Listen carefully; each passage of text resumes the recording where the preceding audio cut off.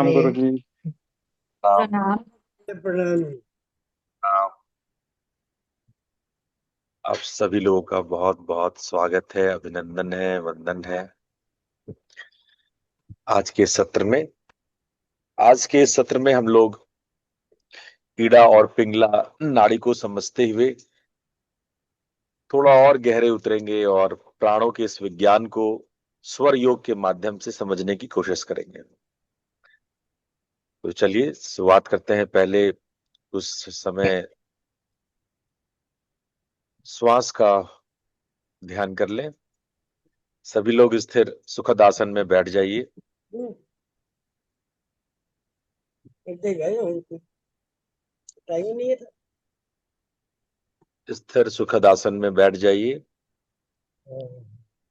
और ध्यानात्मक स्थिति में मन को केंद्रित कीजिए।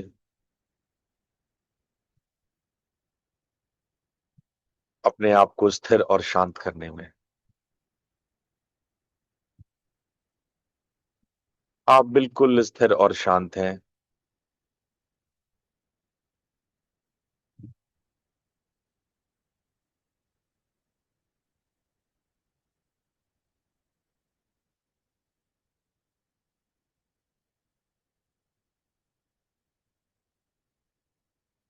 अपने शरीर का अवलोकन करें।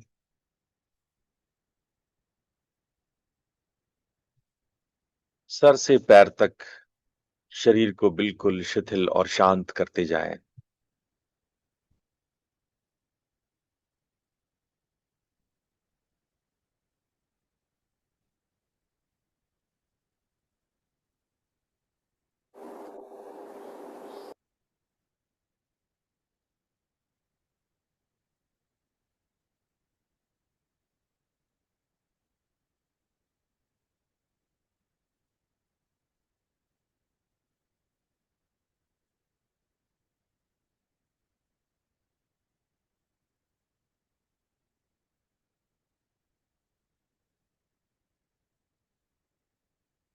जब आपका शरीर बिल्कुल रिलैक्स्ड, स्टिल एंड काम हो गया तो अपने श्वास पे आइए। श्वास प्रश्वास के प्रति सजग बनिए।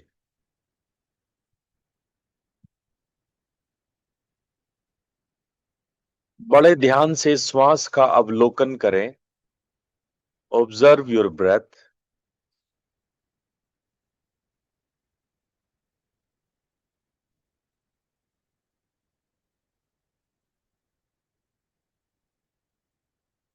अपने श्वास को आप बड़े ध्यान से महसूस करें। श्वास के रिदम को देखें।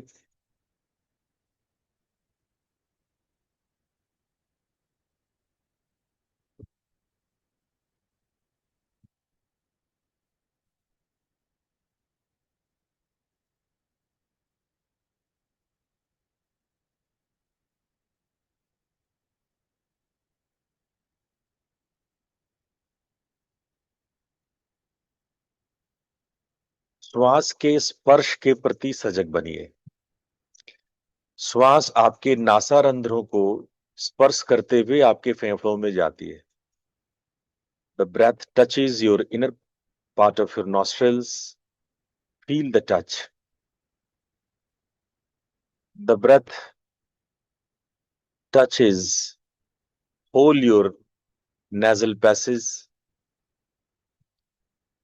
from inner nostril, throat, and up to your lungs. Feel the touch very deeply.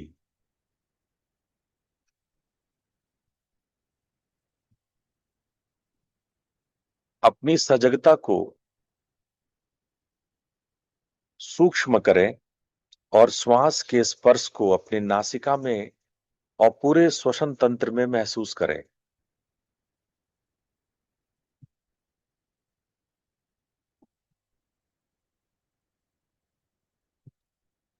नाक से लेके फेफड़े तक एक एक टिश्यू, एक एक सेल में इस स्पर्श को महसूस करें। ध्यान लगाइए और देखिए कि क्या दोनों नासिका में समान स्पर्श हो रहा है या एक नासिका में कुछ ज्यादा और एक में कम। श्वासों का स्पर्श और उसकी गर्माहट आपको ये सूचित करेगी, आपको ये बताएगी कि आप एक नासिका से तुलनात्मक ज्यादा श्वास लेते हैं। सजग बनिए।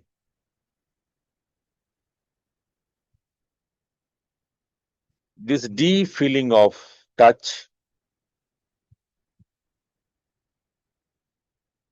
and the temperature of breath ensure you that which nostril is dominant, from which nostril you are inhaling more.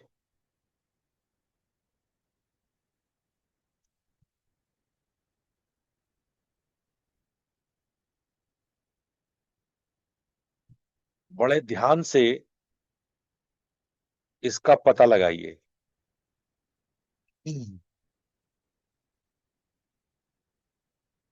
आप चाहें तो 2-3 लंबा गहरा श्वास लीजिए और छोड़िए और पता लगाइए।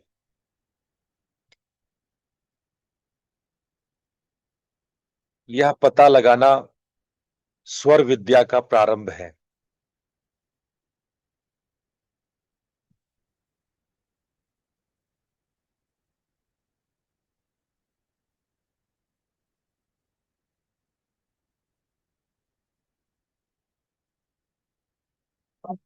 दो तीन लंबा गहरा सांस लीजिए और छोड़िए और ठीक ठीक पता लगाइए कि आपकी दाहिनी नासिका में ज्यादा श्वास है या बाईं में।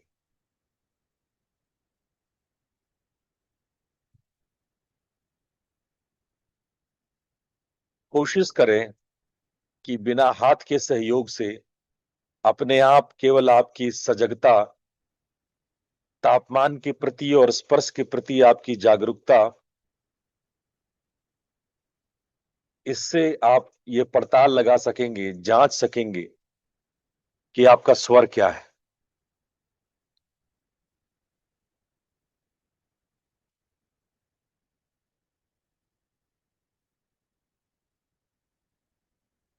आइए एक और गहरा अभ्यास करते हैं अपने ध्यान की शक्ति से। आप भाव करें कि आप बाएं से श्वास ले रहे हैं और दाएं से छोड़ रहे हैं। आपको हाथ नहीं लगाना, कोई हाथ का प्रयोग नहीं करना। बस भावना करें कि आप बाएं तरफ से श्वास लेते हैं, बाईं नासिका से लेते हैं और दाईं से छोड़ते हैं। भले ऐसा ना भी हो रहा हो तो भी आप भावना करें।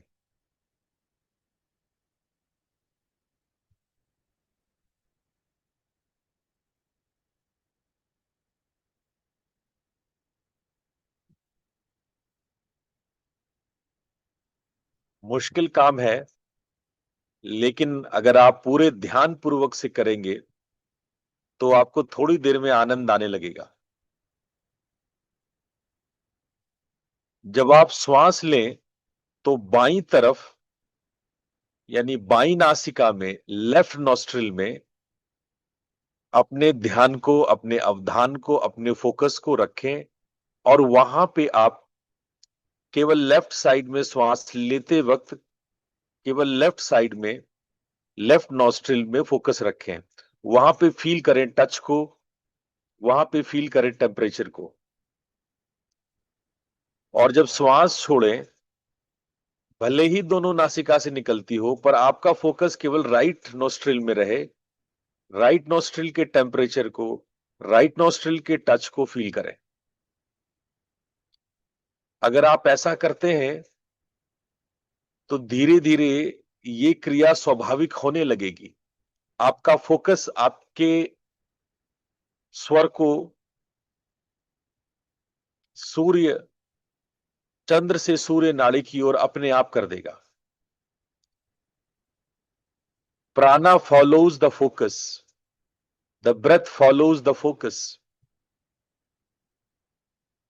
सांस लेते वक्त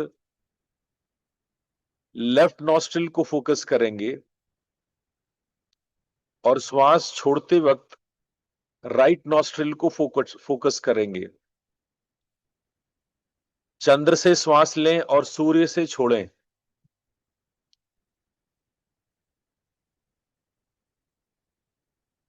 बायां ईड़ा नाड़ी से श्वास लें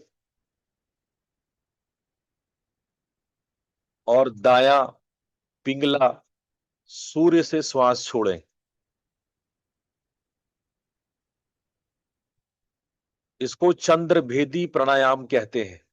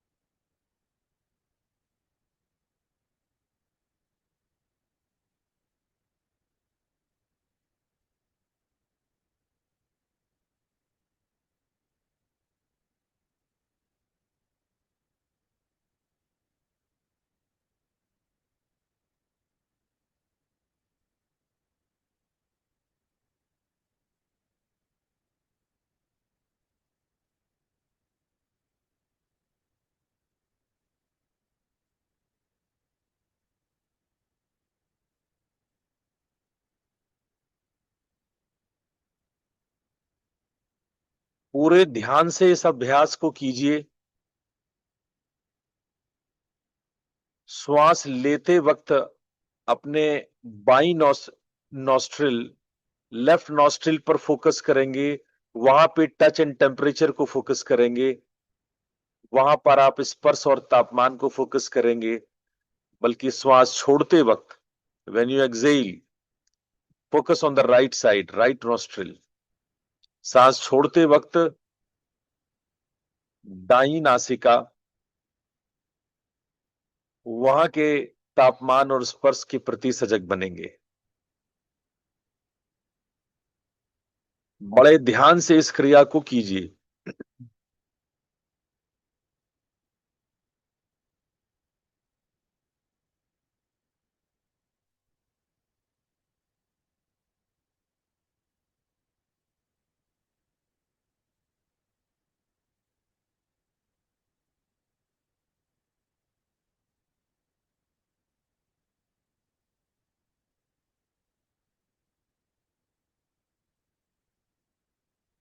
यह प्रैक्टिस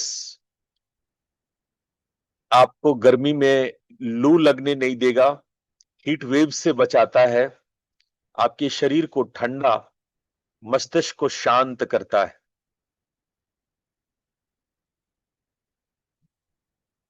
यह अभ्यास अत्यंत शक्तिशाली है और गर्मी के दिनों में यह अभ्यास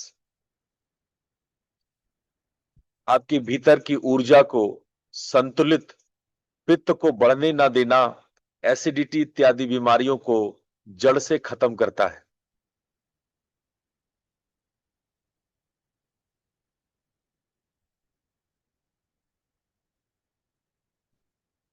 आपका ब्लड प्रेशर बिल्कुल सामान्य रखता है। जो लोग डायबिटिक और हार्ट डिजीज, हाई बीपी के शिकार हैं, उन्हें यह अभ्यास अवश्य करना चाहिए।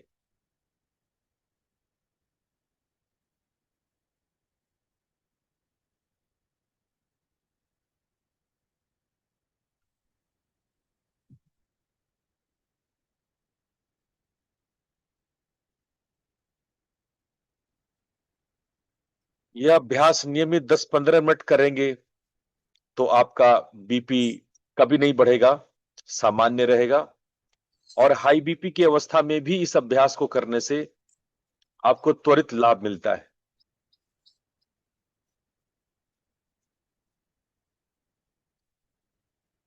जब भीतर बहुत एसिडिटी महसूस हो, गर्मी महसूस हो, हीट वेव का प्रभाव हो, तो तुरंत फौरन इस अभ्यास को करें।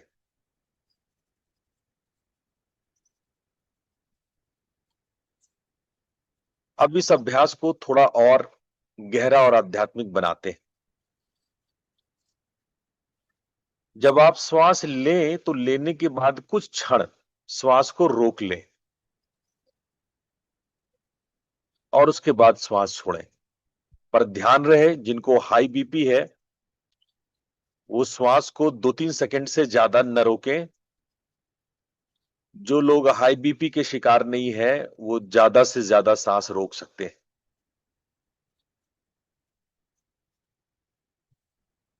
हाई बीपी और हार्ट डिजीज वाले केवल 2-3 सेकंड ही सांस रोकें।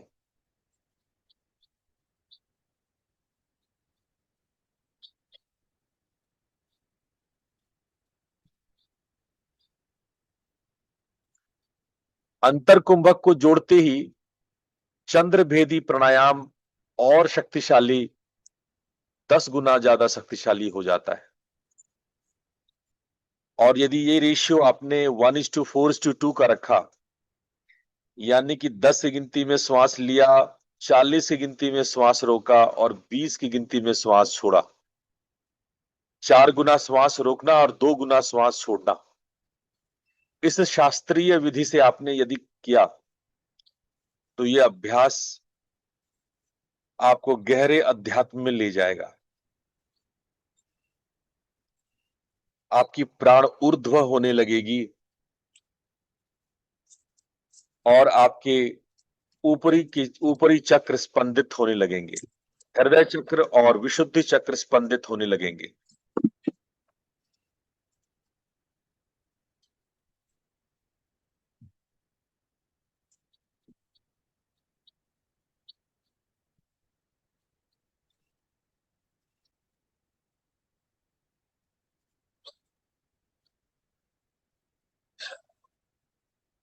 एक मिनट और इस अभ्यास को कीजिए।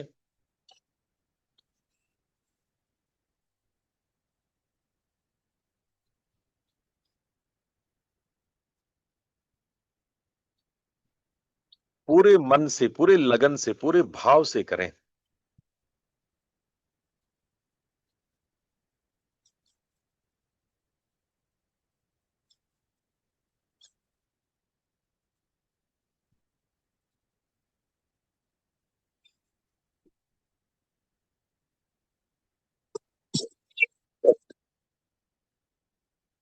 हाँ,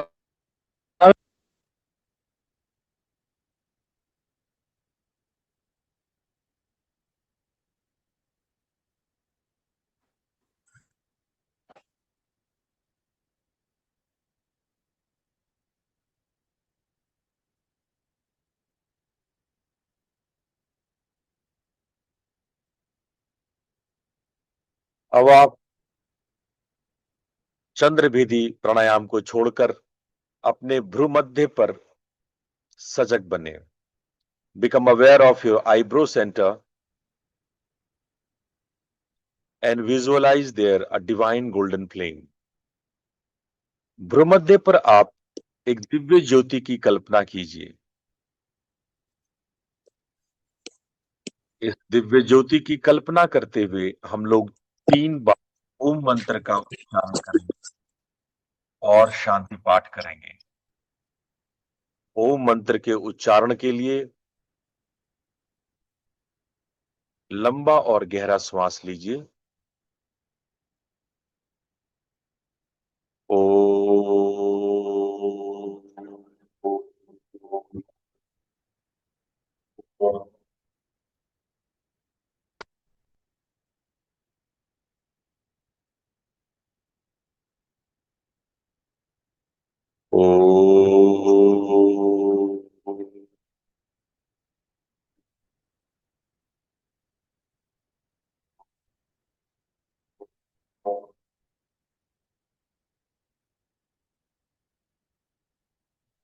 ओ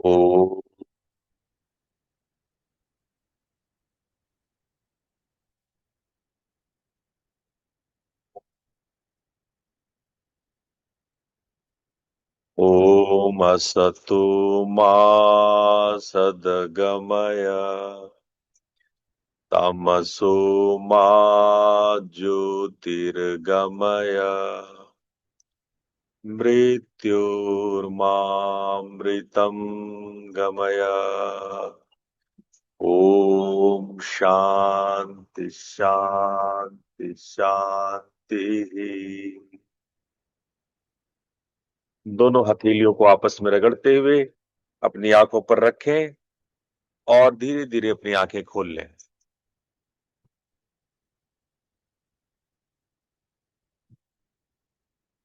आज हम लोग बातें करेंगे स्वर योग की, श्वास के उस महाविज्ञान के विषय में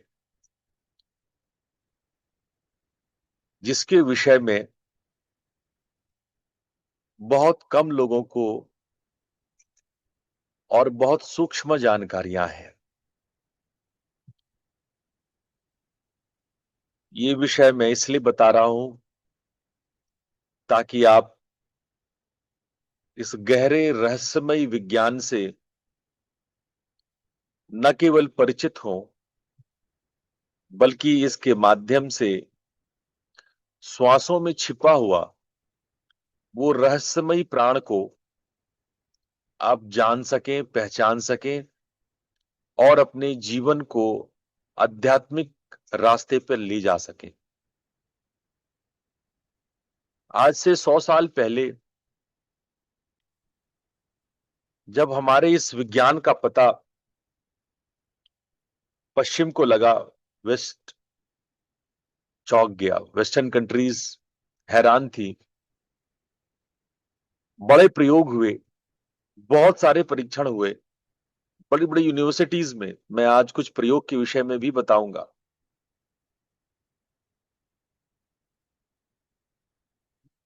और ये हैरान थे कि हजारों साल पहले श्वास की इतनी सूक्ष्म गतिविधियों का ज्ञान, मस्तिष्क यानी ब्रेन से उसका संबंध और इसके माध्यम से हमारे भीतर की बहुत सारी छिपी हुई संभावनाओं को, क्षमताओं को किस प्रकार से हमारे पुराने ऋषियों ने प्रकट किया,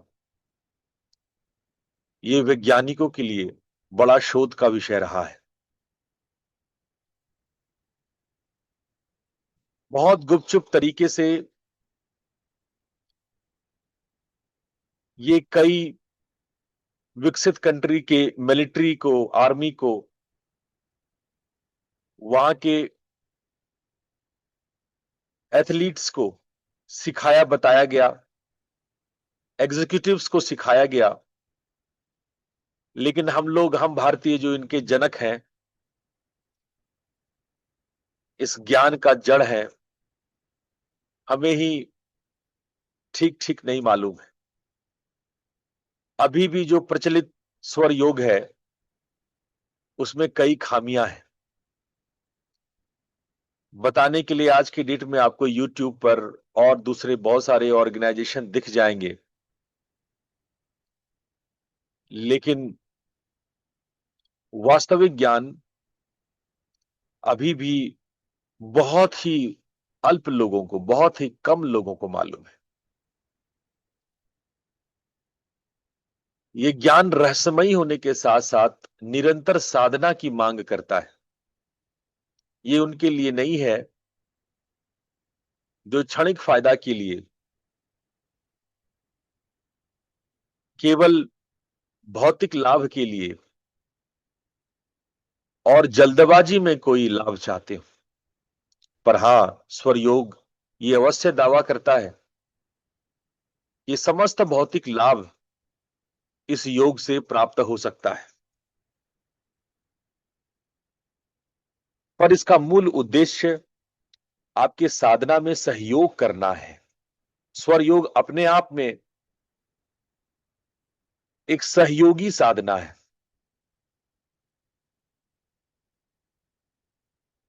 इसकी शुरुआत होती है 3 प्रकार के स्वर से। एक चंद्र स्वर, एक सूर्य स्वर और एक सुषुम्ना स्वर। ये स्वर का मतलब आप कहोगे कि ये तो कोई राग रागिनी और संगीत की बात हो रही है। नाम से सुनने में तो ऐसा ही लगता है, पर ये श्वासों का राग है। आप बोलते हैं तो आप अपने मुख का और गले का प्रयोग करके आप हवा निकालते हैं और उसमें से राग रागिनी आप गाते हैं। पर आपका हर एक श्वास एक स्वर आलाप रहा है, एक स्वर गा रहा है। हर श्वास, हर प्रश्वास, हर इनहेलेशन और एक्सहेलेशन में एक आवाज तरंगित हो रही है जो लगातार है, तरंगित है, लहरों की तरह उठती और बैठती है, और वो कंटिन्यूअस, वो स्वरबद्ध है, लगातार है। उसमें वृत्ति है, उसमें उतार और चढ़ाव है, उसमें राग है, उसमें दीर्घ और हर्ष स्वर है। और यही नहीं, उसकी दिशा है, उसके प्रकार हैं, उसकी राशि और नक्षत्र है, और तीन तलों पर यह राग रागिनी हो रही है, ये आलाप चल रहे हैं। इतनी सारी घटना घट रही है, आपकी श्वास इतने सारे कार्य कर रही है। और आश्चर्य है, जिसको हम हर रोज लेते छोड़ते हैं, ऋषियों का गणित बताता है कि आप 21,600 बार सांस लेते हैं एक दिन में। एक दिन में 24 घंटे में आप 21,600 सांस औसतन लेते हैं। ये सारे गणित हमारे ऋषि करके बैठे हुए हैं। हर रोज 21,600 बार आप राग आलाप रहे हैं, स्वर कर रहे हैं। कभी चंद्र स्वर, कभी सूर्य स्वर, कभी दीर्घ, कभी हर्ष, कभी उतार, कभी चढ़ाव, कभी वृत्त, कभी त्रिज्या। और आश्चर्य है कि हम इनसे अनभिज्ञ हैं। ये केवल आपके बायोरिदम को ही नहीं, मैं अक्सर कहता हूं कि एक श्वास 51 प्रकार की जानकारी देता है। सिर्फ एक ब्रेथ 51 प्रकार की जानकारी देता है। आज हम इस श्वास के महाविज्ञान को थोड़ा समझते हैं। तंत्र के इस प्रमुख ज्ञान को हमारे एक आगम शास्त्र, जिसको शिव स्वरोदय कहा जाता है, और भी दो शास्त्र हैं, पर आगम शास्त्र ये है जो प्रमाणिक रूप से माना गया है कि ये शिव पार्वती संवाद है। इसको हम प्रमाण मानते हैं, ये आगम है। और शिव स्वरोदय की उक्ति है,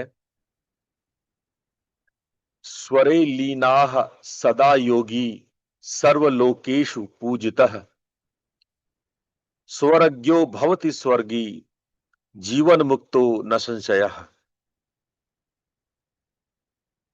जो लोग स्वर में लीन होते हैं वो पूरे जगत में पूजे जाते हैं, और जब वो उनकी मृत्यु होती है तो स्वर्ग को प्राप्त होते हैं, और जीवन जीते वक्त वो मोक्ष को प्राप्त करते हुए जीवन मुक्त हो जाते हैं। इसमें कोई संशय नहीं है। अब आइए इस महान स्वर योग के शास्त्र को, जो शिव द्वारा पार्वती को प्रदान किया गया, और इस भेद को तंत्र से सामान्य लोगों तक पहुंचा, इस स्वर को आज हम लोग समझते हैं। स्वर मतलब ध्वनि और श्वासों का प्रवाह। श्वासों के प्रवाह में जो ध्वनि छुपी हुई है उसको स्वर योग कहते हैं। स्वर योग केवल दाएं बाएं स्वर को जानना, किस दाएं चल रहा है बाएं चल रहा है, इसी को स्वर योग नहीं कहते। स्वर में ध्वनि है, मात्रा है, दिशा है, इसका संपूर्ण विज्ञान है, इसको स्वर योग कहते हैं। मैंने बताया आपको शिव सूर्योदय के बारे में, ये आगम ग्रंथ है जो लगभग 395 श्लोकों में इसमें स्वर के संपूर्ण विज्ञान को बताया गया है।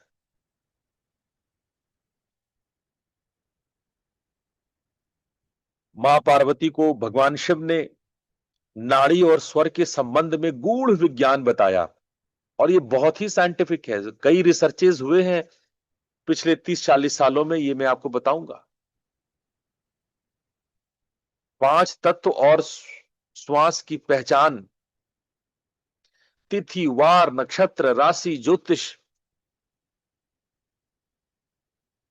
एक सच्चा स्वर योगी आपके नासिका के एक श्वास से आपके जन्म दिन और स्थान बता सकता है। अब और बताओ, आप केवल एक श्वास बताओगे कि दाएं, मेरा इस समय अभी इतना बज रहा है और इस समय मेरा बायां चल रहा है, मेरा दाएं चल रहा है, मेरा ये वो चेक करेगा, और वो आपका जन्म स्थान बता देगा, वो आपको जन्म का दिन बता देगा, जन्म का समय बता देगा। जिन लोगों को अपना जन्म समय ठीक ठीक पता नहीं है, स्वर योगी मिनट और सेकंड्स बता देगा। ये होते हैं स्वर योगी।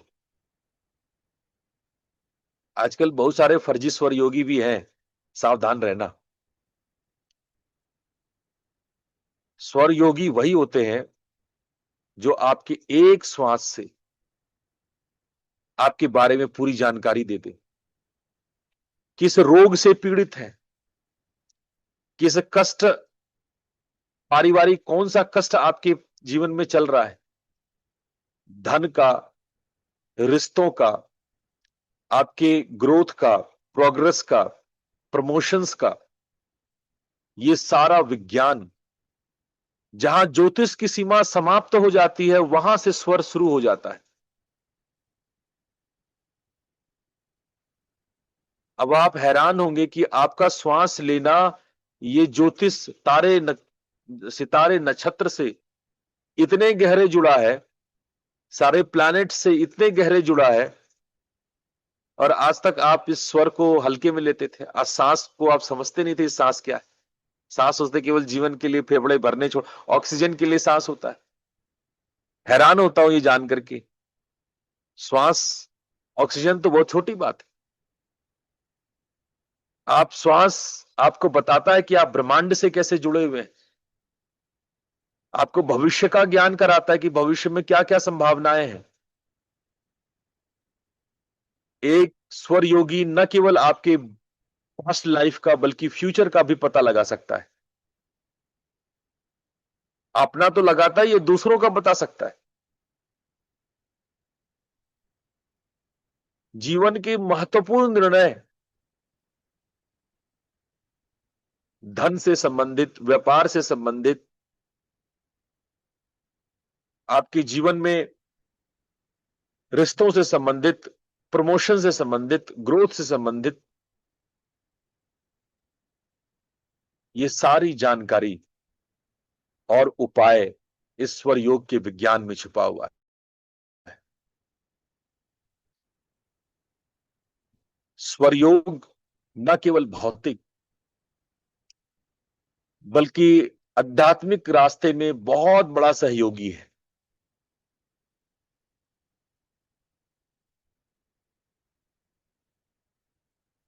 हम लोग इसको मूलतः 4 स्तंभों में समझते हैं।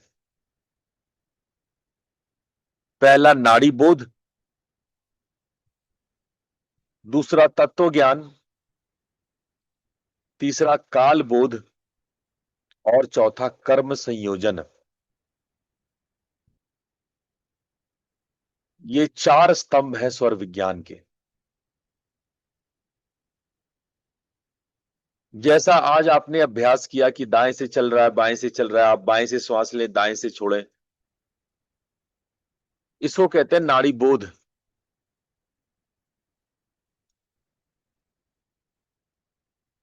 और जब आप इस श्वास की दिशा को पकड़ेंगे, श्वास किस दिशा में मूव कर रहा है, श्वास आपके ऊपर के एरिया को टच करते हुए जा रहा है, सांस आपके तली को टच या साइड्स को टच करते हुए जा रहा है, या सेप्टम जो नाक के बीच में सेप्टम होता है, डिवाइडर जो होता है, उसको टच करते हुए निकल रहा है, ये बताता है कि आपका कौन सा तत्व चल रहा है।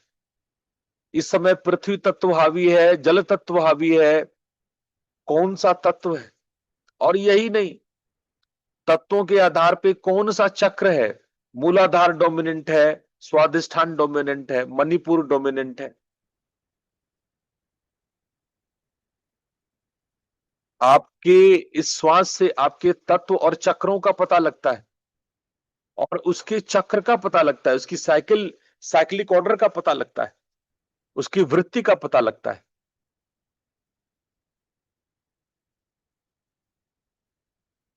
ईश्वर विज्ञान से आप काल बोध, तिथि वार और समय, इसकी भी परिस्थितियों का ज्ञान होता है। आपका स्वर बता सकता है कि कौन सी तिथि, कौन सा वार, कौन सा समय, और वाइसा वर्षा। यानी कि तिथियों के आधार पे आप अपने स्वर को जान सकते हैं।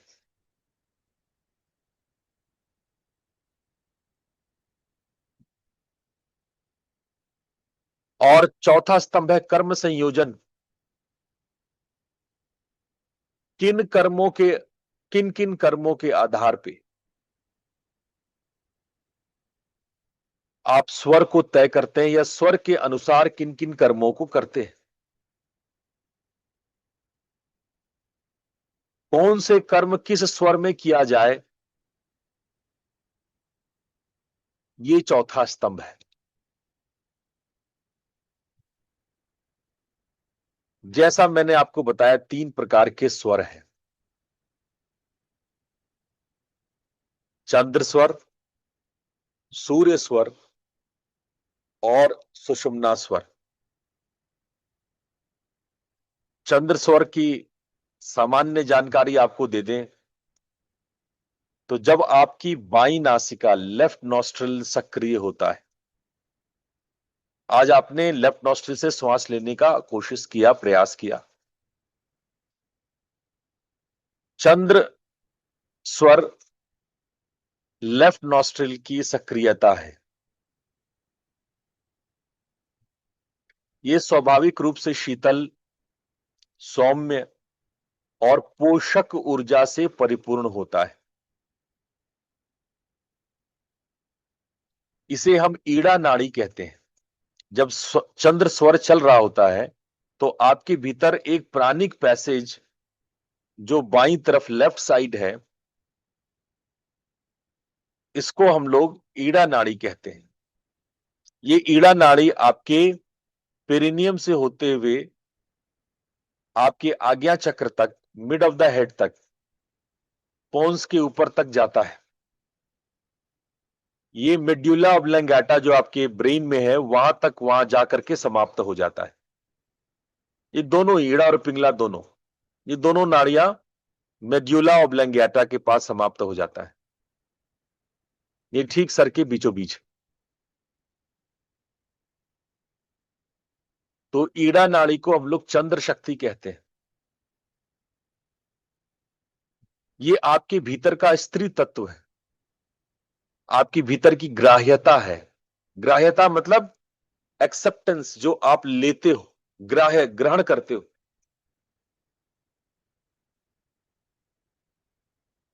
याद रखना, स्त्रैण का मतलब होता है ग्राह्यता, जिसके अंदर स्वीकार करना, जिसके अंदर कोई लेने की क्षमता हो, प्राप्त करने की क्षमता हो। एब्जॉर्ब करने की क्षमता हो। स्त्री एक खाली कप की तरह है जिसके अंदर में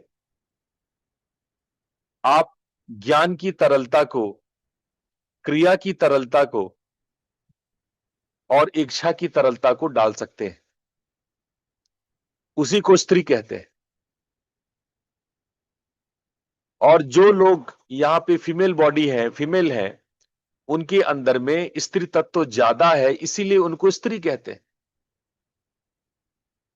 बाकी स्त्री सबके अंदर में, कोई भी मेल है उसके अंदर भी स्त्री है। लेकिन स्त्रैण की अधिमात्रा के कारण कोई फीमेल बॉडी होता है और कोई मेल बॉडी होता है। तो जिस चीज की प्रधानता होती है, आपके अंदर स्त्रैण की प्रधानता होगी तो आप स्त्री हो जाएंगे, और पुरुष की प्रधानता होगी, पुरुष तत्व की, तो आप पुरुष हो जाएंगे। कई बार ऐसा हुआ है कि कोई पुरुष हो और उसके अंदर में स्त्रैण ज्यादा हो जाए। आपने गे को देखा होगा, जो गे लोग होते हैं, वो एलजीबीटी वाले। ये गे लोग कैसे हैं, क्या हो गया इन्हें?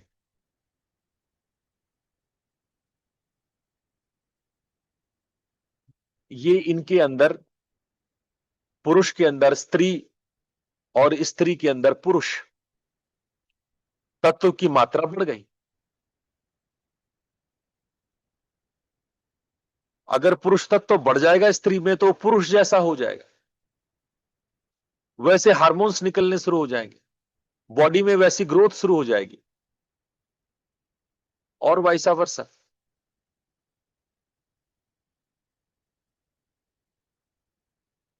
सूर्य स्वर क्या है? सूर्य स्वर है पिंगला नाड़ी, राइट नॉस्ट्रिल। जब आपकी दाई नासिका सक्रिय हो, राइट नॉस्ट्रिल सक्रिय हो, ये उष्ण होता है, प्रखर होता है और शक्तिदायक होता है। ये आक्रामक है। सूर्य स्वर स्वभाव से गर्म और प्रखर होता है। ये चंद्र की तरह सौम्य नहीं होता,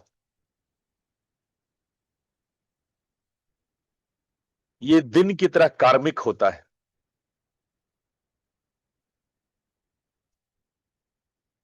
अगर एक स्त्री रात की शीतलता है तो एक पुरुष दिन की कर्मठता है।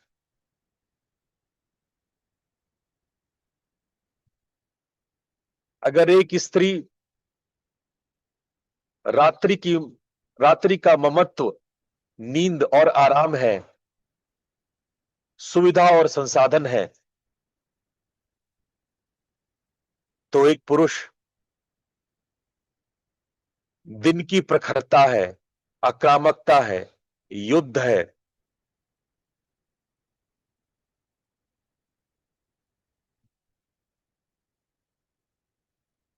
पिंगला नाड़ी को हम लोग सूर्य शक्ति मानते हैं, जो पुरुष तत्व का प्रतीक है।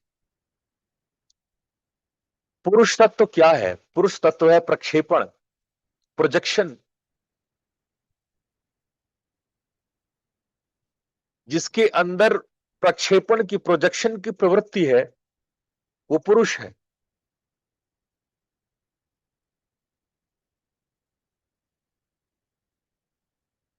सूर्य अपने प्रकाश से हमें प्रकाशित कर देता है, इसीलिए सूर्य पुरुष है। और चांद अपनी चांदनी से हमें शीतल करती है। चांद जो हमारे सारे कष्ट और दुखों को सोख लेती है। चांद जो ममता का वो आंचल है, जिसके गोद में सर रख करके हम बस सो जाते हैं, आनंद से भर जाते हैं, चिंता तनाव से मुक्त हो जाते हैं, वो है स्त्री।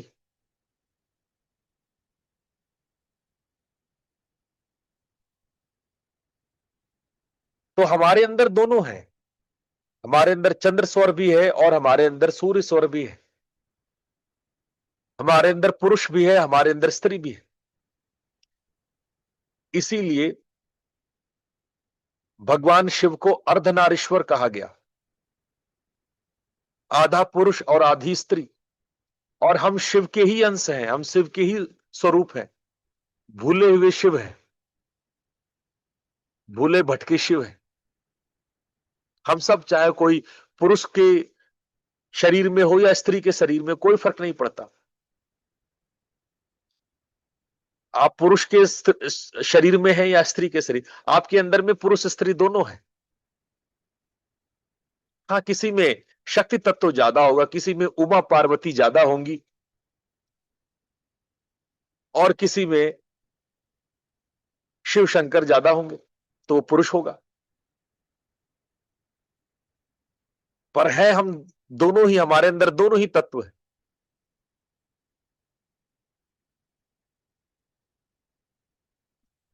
अब ये तीसरी स्वर है सुषुम्ना स्वर।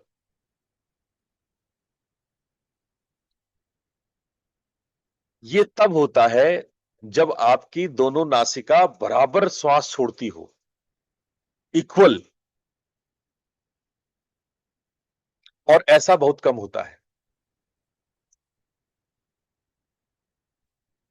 मैं आपको बताऊंगा ये कब होता है, पर ये रेयर टू रेयर है।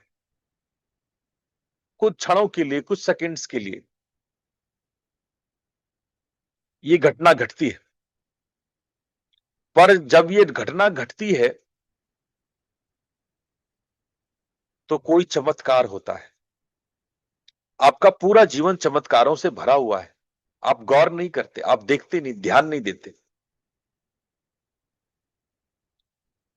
इस विषय में आपकी सजगता, अवेयरनेस कमजोर है। सुषुम्ना स्वर चलेगा तो चमत्कार होगा, अलौकिक घटना घटेगी, और आपके जीवन में होता ही होता है। अगर आप सच्चे योगी हैं, ध्यान अभ्यासी हैं, तो हर 1.5 घंटे पे ये घटना घटती है, हर 1.5 घंटे पे, कुछ क्षण के लिए। जैसे एग्जाम्पल लेते हैं, आप सो रहे हैं, आपने कोई ऐसा स्वप्न देखा जो आने वाले भविष्य का सूचक है, कोई फ्यूचरिस्टिक बात आपने पहले ही स्वप्न में देख लिया। ये कैसे हुआ? स्वप्न में आपने आने वाली चीजों की जानकारी टेलीपैथी कैसे कर ली? ये प्रीकॉग्निशन कैसे हुआ? क्योंकि सोते वक्त आपका सुषुम्ना चल रहा था। सुषुम्ना के दौरान जो भी स्वप्न आपने देखा वो सच्चा हो जाता है, वो होके रहता है। मेरी बातें नोट करो। सोते वक्त यदि आपका सुषुम्ना चलेगा तो आप जो स्वप्न उस वक्त देख रहे होगे वो सच हो जाएगा। वो प्रीकॉग्निशन है, भविष्य में आने वाली घटनाओं का वो विवरण है। यदि दिन में सुषुम्ना चल रहा हो और आप जो बोल देंगे वो घट जाएगा। इसीलिए हम साधकों को सिखाते हैं, सुषुम्ना स्वर में मौन हो जाओ, चुप हो जाओ, अनावश्यक मत बोल देना, कुछ गलत मत बोल देना।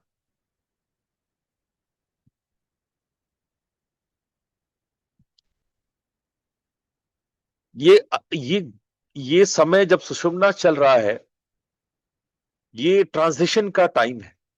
जब ईड़ा से पिंगला में बदल रहा है स्वर, या पिंगला से ईड़ा में स्वर बदल रहा है, ये ट्रांजिशन का टाइम है। तब कुछ क्षण के लिए, फ्रैक्शन ऑफ सेकंड के लिए सुषुम्ना चलता है। जब आपका दाएं से बाएं और बाएं से जब स्वर, जो स्वाभाविक स्वर बदलता है, तो कुछ क्षण के लिए सुषुम्ना जागृत होता है।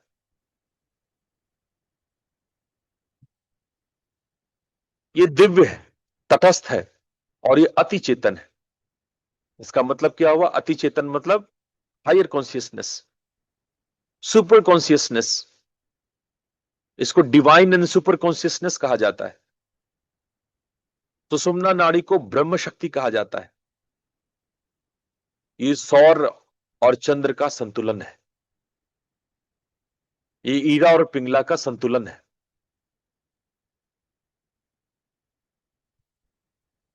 आइए थोड़ा सा और आगे हम देखते हैं।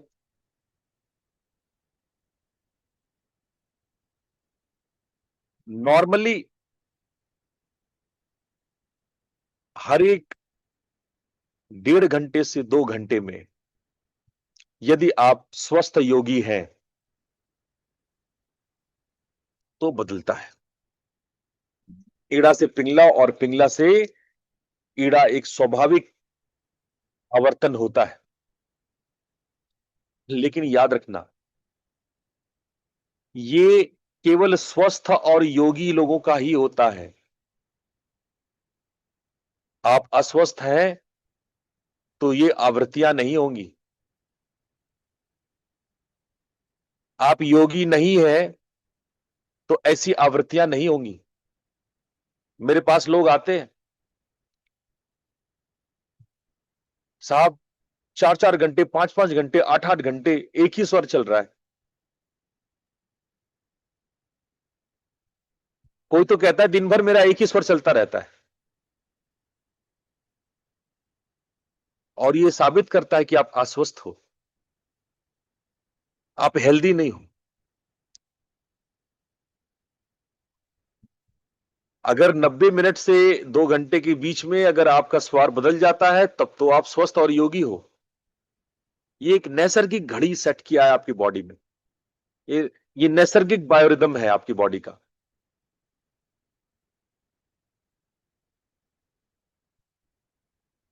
तो ये आपके नाड़ी के स्वस्थ होने का प्रमाण है।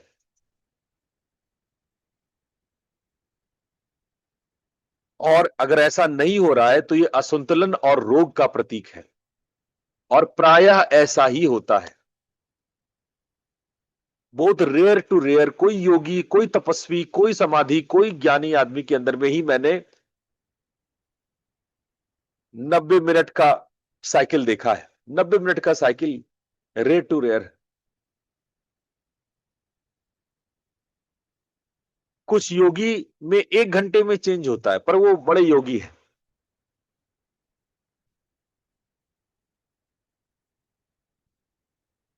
और जब ये चेंज होता है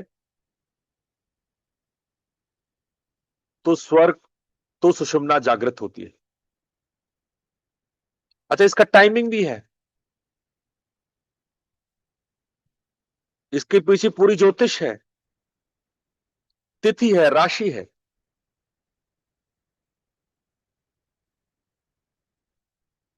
अगर आप शुक्ल पक्ष में 1, 3, 5, 7 ऐसी तिथियों में, विषम तिथि कहते हैं इसको, इसमें सूर्योदय के समय में आपकी सूर्य नाड़ी होनी चाहिए। देखो गणित, इसको कहते हैं कलना। आप गणित लगाते हैं, यानी शुक्ल पक्ष के जो विषम तिथियां हैं,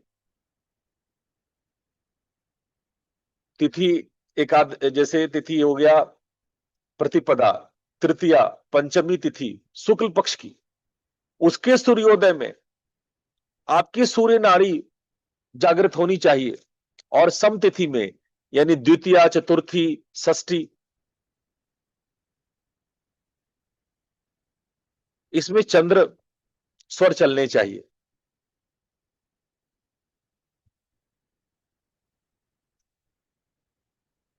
अब इसके आधार पे आप पूरा गणित लग गया ना, आपके पूरे जीवन भर का गणित लग गया। लगा कि नहीं लगा? समझ में आ रही बात कि नहीं आ रही है? किसी को प्रश्न पूछना है पूछ लो, क्योंकि ये जटिल है। ये जो लोग ज्योतिष समझते हैं वो मेरी बात समझ रहे होंगे, जो लोग पांचांग देखते हैं वो मेरी बात समझ रहे होंगे। गुरुजी, जो जो आपने 7वीं जो अभी नंबर बोले हैं वो हिंदी में दैट इज 247 चंद्र के लिए। मुझे हिंदी में नंबर हाँ हाँ। अच्छा, ओके। सम मतलब होता है 2, 4, 6, 8, और विषम होता है 1, 1, 3, 5, 7। ठीक है। और गुरुजी एक डाउट था, चंद्र का वो समझ आया, एक बार सूर्य का वापस से आप दोहराएंगे कि उसका क्या है, सूर्य का।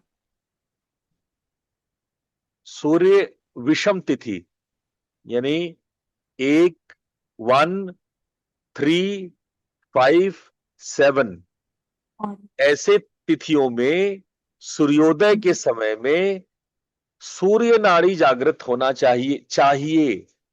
होता नहीं है बहुत लोगों का। आप ये मत समझ लो कि आपका ऐसा ही होता है। यहां पे मैं बार बार कहता हूं, यहां पे लोग कंफ्यूज्ड हैं। कंफ्यूजन कहां पे होती है? बहुत सारे स्वर योगी या इधर उधर से सीखने वाले लोग आकर के बोलते हैं हम जबरदस्ती चला दें। क्या हमें जबरदस्ती चला लेना चाहिए? इन तिथियों में सुबह होते ही हमें सूर्य या चंद्र से सांस लेना शुरू कर देना चाहिए? और बहुत लोग ऐसा करा रहे हैं। मैं कहूंगा नहीं, ऐसा नहीं है।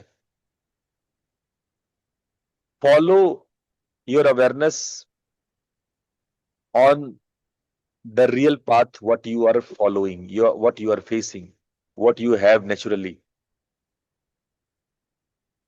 यहां पर मेरा उन सभी स्वर शास्त्रियों से, विद्वानों से मतभेद है।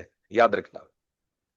आप हो सकता है किसी स्वर योग के टीचर के पास बैठेंगे तो कहेंगे कि नहीं, सम तिथियों में ना आप चंद्र, सूर्योदय के समय चंद्र को चलाओ, जबरदस्ती करके चंद्र को चलाओ।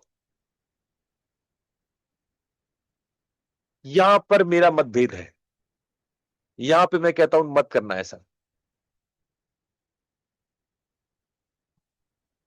मैं इस विषय में आपको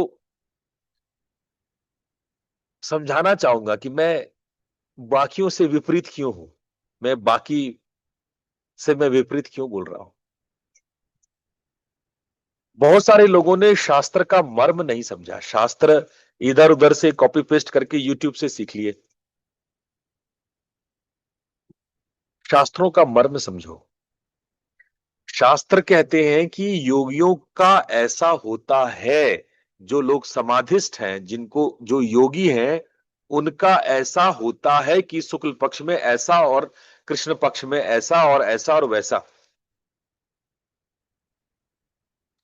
इसका ये मतलब नहीं है कि आप उसको फॉलो करने लगे, क्योंकि आपके अंदर में अगर योग, आप समाधि को नहीं प्राप्त हैं, अगर आप में समाधियां उत्पन्न नहीं हुई है अभी तक, तो आप निश्चित रूप से इस तिथि को अनुकरण नहीं कर पाएंगे। मेरी बात नोट कर लीजिए। आप चाहे दुनिया भर के स्वर विज्ञानियों से बात कर लीजिए, ये तिथि केवल उन लोगों के लिए है जो लोग समाधि प्राप्त हैं। ये आदर्श है, आइडियल स्टेट है। This is the ideal state of breathing. और आपका मैच नहीं करेगा इससे। तो बड़े कुछ विद्वान हमसे बहस करते हैं कि हम फॉलो करेंगे तो आइडियल हो जाएंगे। यानी कि आप शुक्ल पक्ष के विषम तिथि में सूर्योदय के समय आप सूर्य नाड़ी से श्वास लेंगे तो आप योगी बन जाएंगे, आप समाधि में उतर आएंगे। ये इतना भी सरल नहीं है। तब तो बहुत ही सरल होता। फिर दिक्कत क्या थी?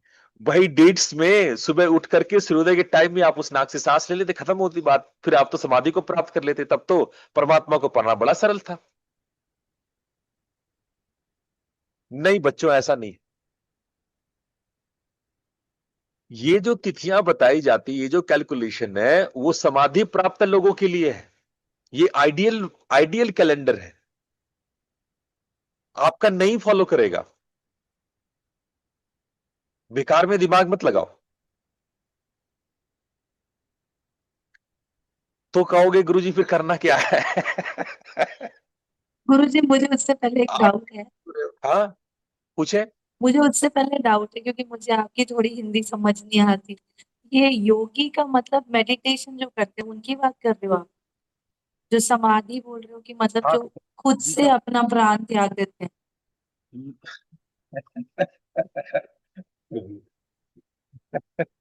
नहीं नहीं, योगी का मतलब होता है बेटा कि जब आप अपने चेतना को जागृत परिष्कृत कर लेते हो। देखो, एक होता है साधक, समझ लो, ये अच्छी बात है, सबको समझना चाहिए प्रश्न को, कोई गलती से अपने आप को योगी ना कह ले। और जब मैं योगी कह रहा हूं तो मैं उत्तर प्रदेश के मुख्यमंत्री की बात नहीं कर रहा हूं। मैं जब योगी कह रहा हूं तो किसी सन्यासी वस्त्र पहने हुए मालाधारी लोगों की बात नहीं कर रहा हूं। मैं जब योगी कह रहा हूं तो योगी का अर्थ है जो अपनी चेतना को प्योर कर ले, इतना प्योर कर ले कि उसको आत्मा परमात्मा समझ में आने लगे, विवेक उसको प्रकृति और पुरुष समझ में आने लगे, इतना प्योर कर ली। जो लोग समाधि को प्राप्त है उसको योगी कहते हैं, जो लोग प्रयास कर रहे हैं वो साधक है, जो पा गए वो साधु है। साधक और साधु में समझे अंतर? जिन्होंने प्राप्त कर लिया वो साधु है, और जो कोशिश कर रहे हैं वो साधक है।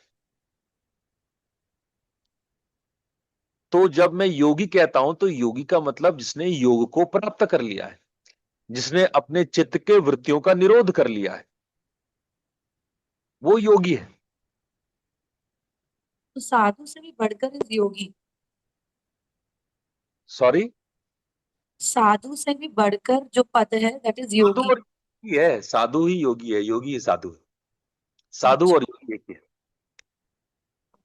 ये तो शब्दों का फेर है। जो योग को प्राप्त है वो योगी है, जो साधना के लक्ष्य को साध लिया है वो साधु है। ये सिनोनिम है, योगी और साधु सिनोनिम। ठीक है, अभी क्लियर हो गया? Yes Guru, thank you so much. Guru ji please number में थोड़ा सा हिंदी मत बोलना, इंग्लिश बोल देना।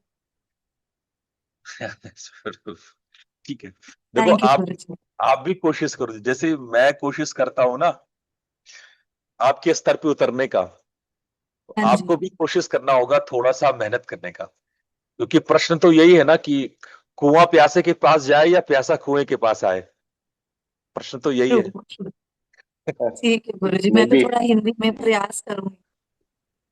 थोड़ा मैं भी आपको भी नेटिव हिंदी स्पीकर नहीं है, तो मैं सीख रहा हूँ। मूवीज देख के, वो देख के, पुस्तक पढ़ के, हर रोज आपका सुन के सीख रहा हूँ सर। हाँ श्रीनिवास, मैं बिल्कुल आपकी बात को मानता हूँ। आप यूएस में रहते हैं, आप साउथ इंडिया के होते हुए भी आप हिंदी में मेरी इतनी बातें सीख पा रहे हैं, आपको सैल्यूट है। हाँ, नहीं नहीं, सर उतना तो मैं भी नहीं सर। साउथ इंडिया मेरे में पैदा हुई हूँ फिर तो। नहीं सर, इसलिए मैंने मेरी हिंदी बहुत कमजोर है। ये चीज देखा था, ये क्या देवों का देव महादेव, सो ये पूरा शब्द मुझे अभी पता चल रहा है। तो what you call, actual Hindi. नहीं नहीं, thank you very much Srinivas, आपके मेहनत की मैं बिल्कुल प्रशंसा करता हूँ, मुक्त कंठ से प्रशंसा करता हूँ। आप पूछो मुक्त कंठ क्या है? गुरु जी नहीं मैं भी नहीं, उतना हैदराबाद में पली बड़ी हूँ, मैं तो महाभारत देख रहे थोड़ा सा हिंदी सीखा है, पाणिपात्र वगैरह, आपके लेवल वाली हिंदी। कोशिश करो बेटा, कोशिश करो, प्रयास करो। है ना? तो सर, मैं ये कहना चाह रहा और था, या कोई कुछ कहना चाह एक रहे हैं? मैं सच नहीं हुआ सर, एक क्वेश्चन है। हाँ। मतलब मुझे पता नहीं मुझे कितना, I mean how much I know well और नॉट, बट लाइक 1 महीने से वही कर रहा हूँ, श्वास का ऑब्जर्व करने, मतलब इनहेल एक्सेल, बिना मुद्र के साथ, मतलब मुद्र के साथ दोनों। कभी कभी ऐसा हो रहा है, मतलब it depends on the day, the nostril I breathe is changing, and whatever I do, I cannot change that for that day. I mean, if I go to sleep a certain way or do certain sadhana, whatever, बुरा होना है तो मतलब the day is actually bad. If the breath is coming from right instead of left, if it is dominant, it is happening. I mean, a good day or bad day, I can guess based on the nostril now, but I can't do anything to change it. Matlab, what is this, sir? I mean, I don't know if I'm asking it right.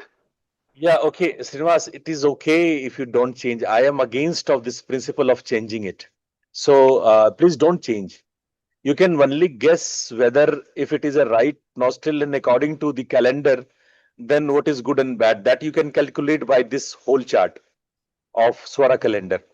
But my teaching is not, is actually against of changing the breath.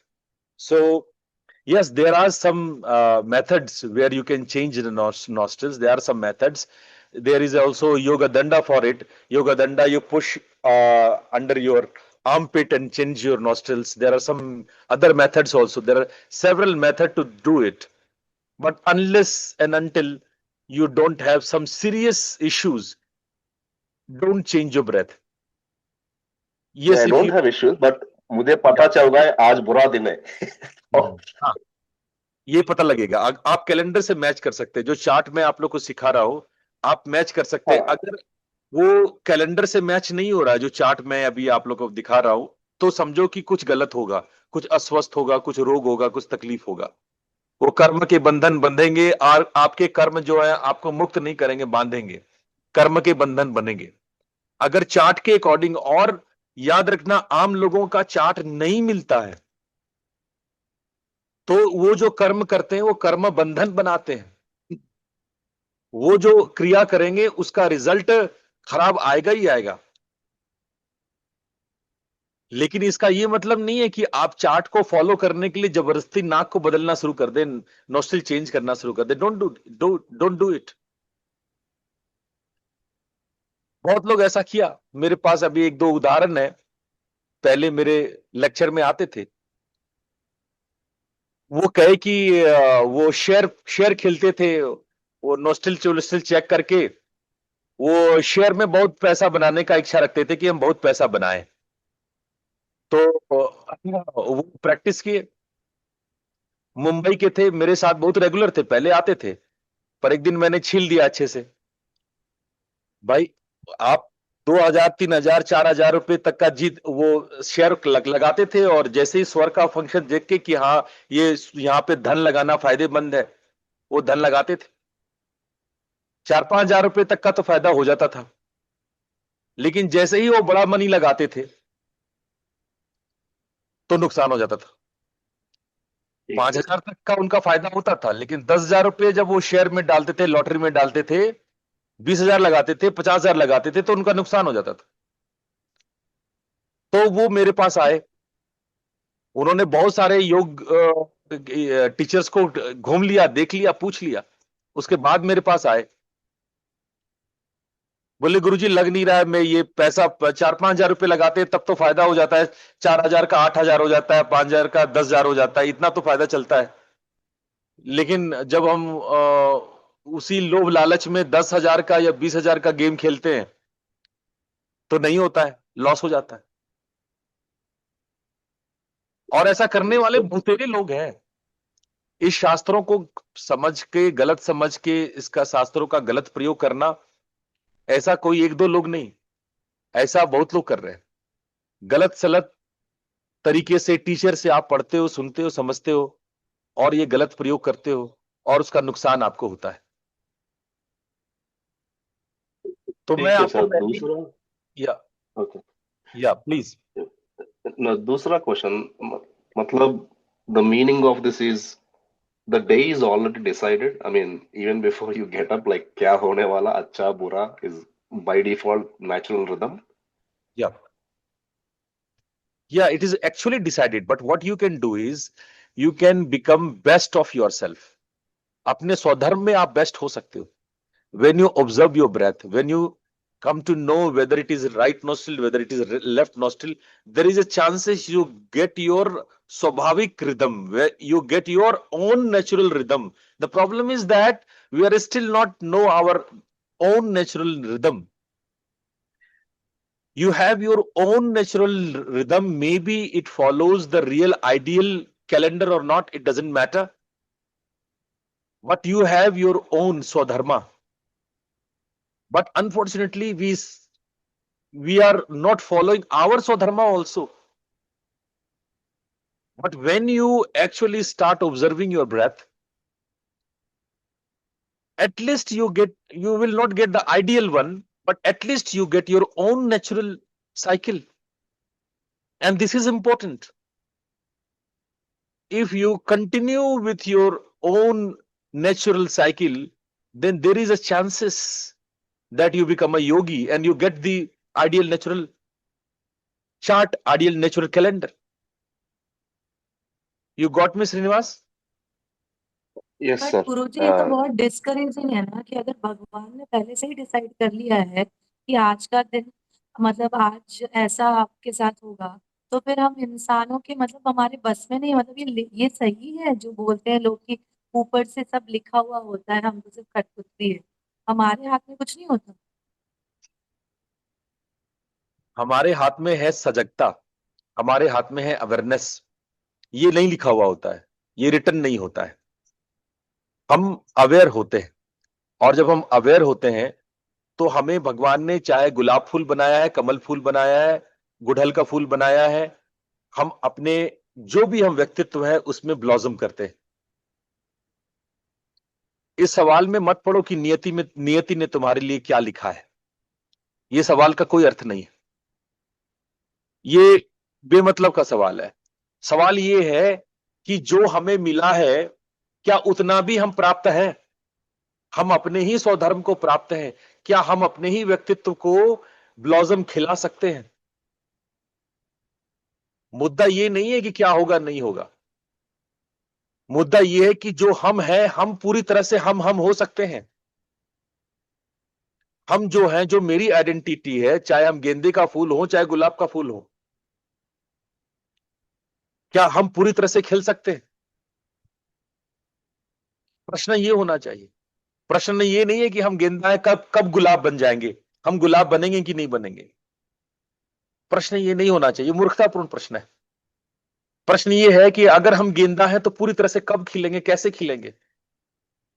हम गुलाब है तो पूरी तरह से हम कैसे खुलेंगे? इसलिए नियति क्या है, भविष्य क्या है, इसको जानने से ज्यादा अच्छा है कि हम भविष्य में क्या हो सकते हैं। मेरी क्या संभावना है, पर्सनल जो मेरी आइडेंटिटी है उसमें क्या संभावनाएं हैं। आ रही बात समझ में? हाँ जी, हाँ जी। सर लास्ट वाला चीज, मतलब मैं बहुत एक्सपेरिमेंट कर रहा हूँ आजकल श्वास से। ये कृष्ण पक्ष और शुक्ल पक्ष, like वेनिंग moon and waxing moon, I mean, how significant is it in terms of people lives and also birth and death? Yeah, it is actually when you start watching your breath, then automatically you will understand actually what is your dominant tattva element, what is your dominant chakras. You will not you will come to know about many informations about your body, your mind, your mental patterns, your vrittis, and everything about all about you. Not only that, you can get a connection with you and cosmos. What I want to express here, Swara Yoga is a science where you know the connection between you and the cosmos. This knowing of the connection is important. I am not telling you to change your connection. This is wrong. What the many people do is they want to learn how to change the connection. Don't change it. This is your niyati. You are destined. The thing is to knowing your connection, to knowing about everything about yourself and how you become you blossom in yourself. That should be our path. Okay, Srinivas? Yeah, thanks, sir. Sorry for the back-to-back questions. Yeah, it's okay. मतलब मैं चाहता हूं कि आप लोग कहीं अटक जाएं तो आप चर्चा करें, कोई बात नहीं। मैं आपके सभी प्रश्नों को सुनूंगा। मैं वो टीचर नहीं हूं कि मैं आपको डांट के चुप करा दूं, भटका दूं। आपके सारे प्रश्न, चाहे छोटे हो बड़े हो जैसे भी हो, आपके प्रश्न प्रश्न है और मेरे अंदर उत्तर देने की क्षमता है। मैं आपके सभी प्रश्नों का जवाब दूंगा। मैं भागूंगा नहीं, मैं बचूंगा नहीं, मैं आपके सभी प्रश्नों का जवाब दूंगा, और सभी प्रश्न महत्वपूर्ण हैं। आप पूछते हो, आपको पता नहीं, आप अपने साथ साथ कई लोगों का प्रश्न पूछ लेते हो। कई लोग लज्जा से नहीं पूछ पाते हैं, शर्म से नहीं पूछ पाते हैं, कई लोग को लगता है कि मैं पूछूं ना पूछूं, ये उचित है अनुचित है। आप पूछ सकते हैं। मेरा कोर्स को कंप्लीट कराना उद्देश्य नहीं है कि मैं जल्दी जल्दी बहुत कुछ पढ़ा दूं आपको। ये कोई ग्रेजुएशन का कोर्स थोड़ी है, कोई क्रेडिट थोड़ी है कि मैं आपको जल्दी जल्दी कोर्स कंप्लीट कराऊं।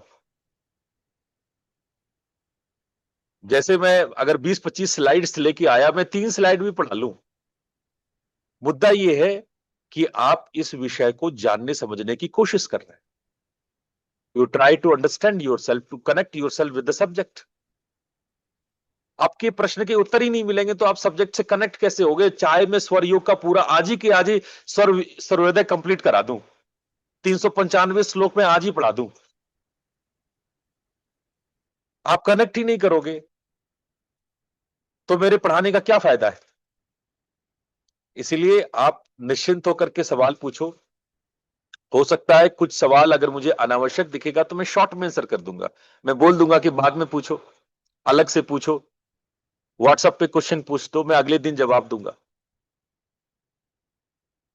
लेकिन मूल रूप से जब मैं ये सब विषय पढ़ा रहा हूं तो मेरा उद्देश्य आपको स्वर विज्ञानी बनाना नहीं है। कुछ मूलभूत सवाल है, कुछ मूलभूत प्रश्न है जो आपके मन में उठते हैं। मैं आप लोग को आने वाले दिन में स्वर योग में चंद्र स्वर के विषय में विशेष बताऊंगा, सूर्य स्वर के विषय में भी, पिंगला नाड़ी के विषय में भी, देवता गुण तत्व मस्तिष्क तंत्रिका आदि कार्य को बताऊंगा। उसी प्रकार में सुषुम्ना के बारे में भी बताऊंगा। मैं आपके पांचों तत्व कैसे स्वर से जुड़े हुए हैं उस विषय में बताऊंगा। आप तत्वों का परीक्षण कैसे कर सकते हैं, श्वास की भाषा कैसे पढ़ सकते हैं, ये मैं आपको बताऊंगा। मैं आपको बताऊंगा कि स्वर विज्ञान के कितने शोध अब तक हुए हैं और क्या खतरनाक शोध जो है वो 1895 से लेकर 1983 तक में हुआ है। लगभग 75 बेसिक रिसर्चेज हुए हैं जो 1895 से लेकर के 1983 तक में हुए हैं। उसका समरी मैं आपको बताऊंगा।